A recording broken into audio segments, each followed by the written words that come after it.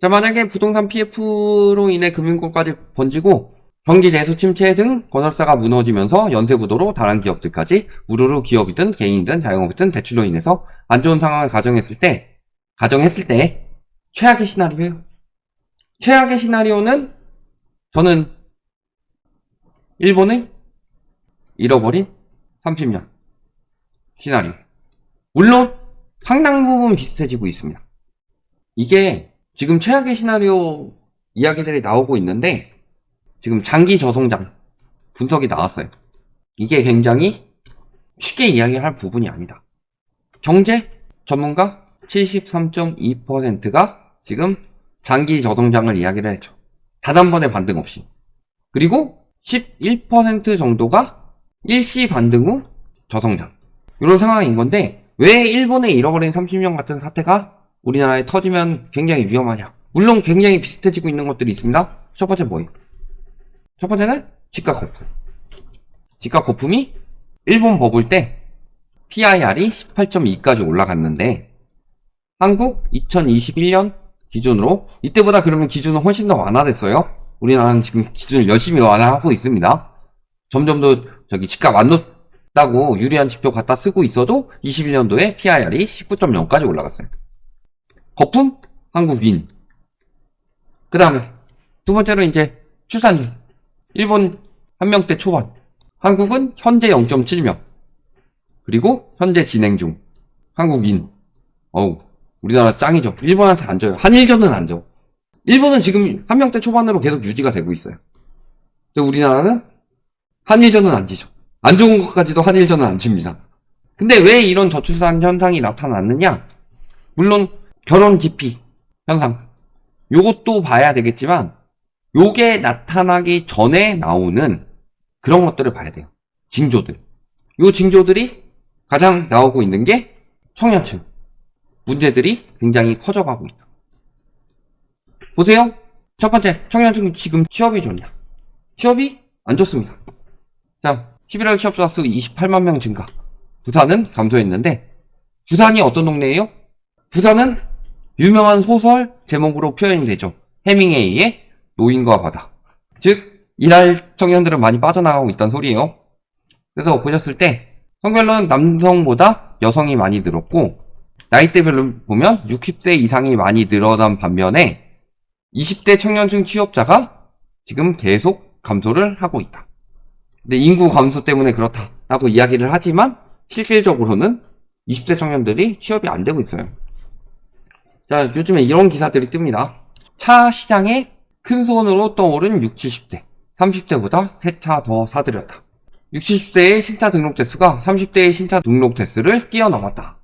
이것은 10년간 올해가 처음이다. 그래서 2014년에는 30대가 2배였는데 지금은 60, 70대가 따라잡았다. 그리고 대다수 연령대가 감소하거나 정체됐던 반면 60, 70대는 높은 증가세를 보이며 자동차 큰 손으로 떠올랐고 증가세가 가장 두드러진 연령대는 60대다. 그래서 구매력이 꾸준히 상승한 60, 70대라고 이야기를 하는데요. 자, 보시면 가장 많이 팔린 차가 뭐다? 포터다. 그래서 보셨을 때 60대 이상은 다른 연령대와 달리 생계형 차량이 많이 팔렸다.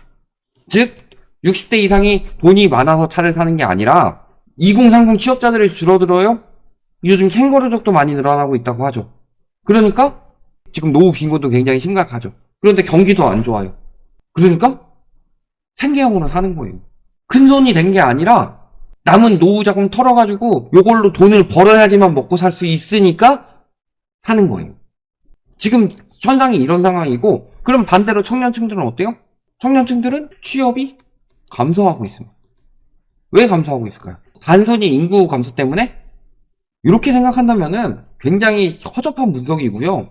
일단은 일자리가 적은 것도 있고, 또 한 가지는 미래 불안 때문도 있죠. 미래가 불안한 거예요. 자, 지금 초봉 얼마나 될까요? 아니, 물가는 어마어마하게 튀었죠? 집값도 어마어마하게 튀었죠? 근데 월급 얼마나 돼요? 최저임금 높다 하는데 최저임금 돌려봤자 하루 8시간 일해서 주 5일 일하면요 250만 원도 안 나와요. 근데 문제는 예를 들어서 내가 연봉 1억으로 시작했어요. 5%만 오르더라도 1억 500이죠. 근데 연봉 3천으로 시작했어요.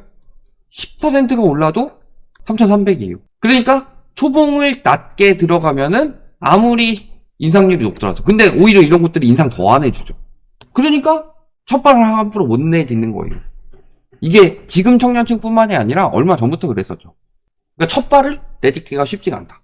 그러면은 결국에는 청년층들이 부양을 해야 되는데, 과거에 우리 한 1980년도만 하더라도요, 대기업이 100 받으면 중소기업은 90 받았어요.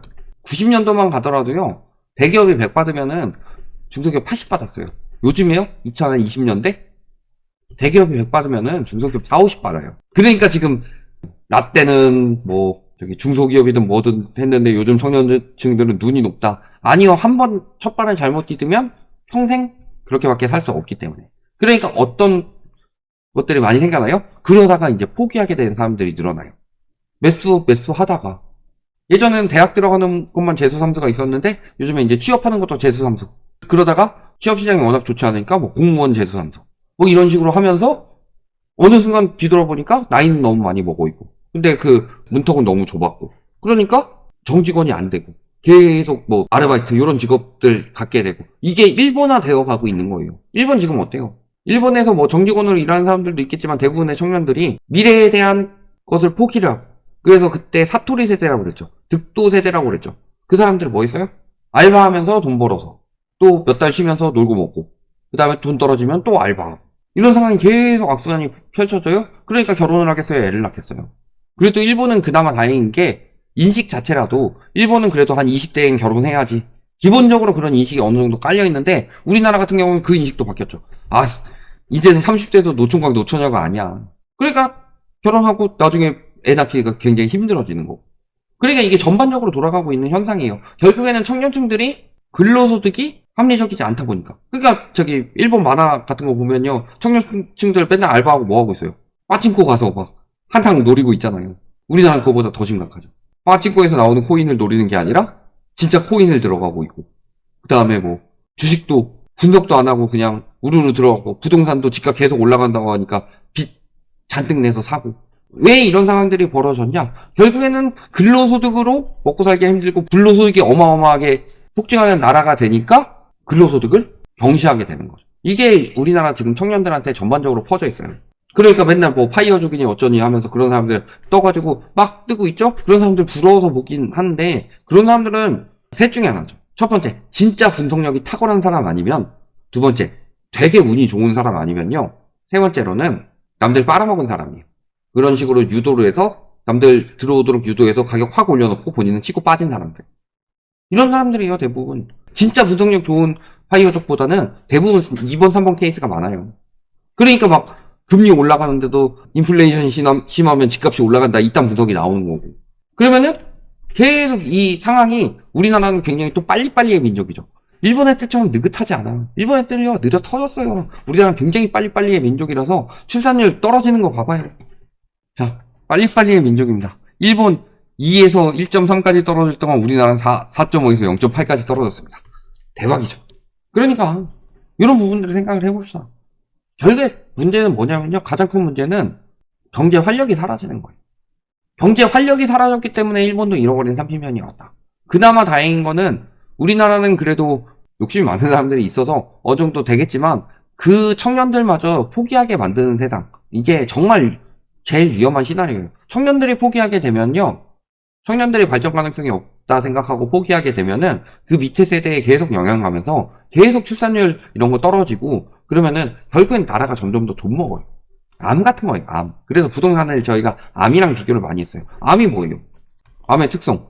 이게 부동산의 특성이랑 매우 비슷하다. 암 걸리면 어때요? 몸이 무너지죠. 그런 것처럼 부동산 거품이 생기면 경제가 무너져요. 그 다음에 말씀하신 대로 전이가 되죠. 몸 곳곳으로 전이가 되죠.